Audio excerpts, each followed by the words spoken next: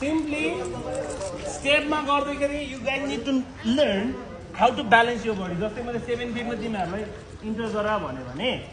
how you gonna enter हो यतिको फुत्तै हाल्छौ जस्तै उनीहरुलाई स्विमिङ आउँदैन भन्ले हैन are you gonna like dive directly no right we'll have both sides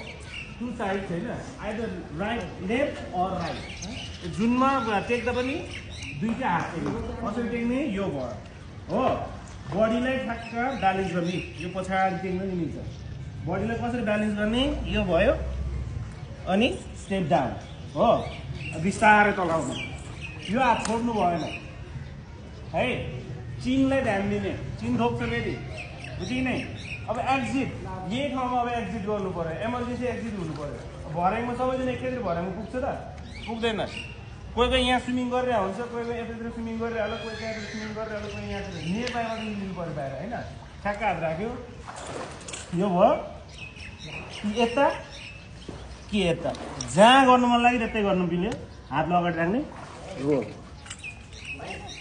will practice this two things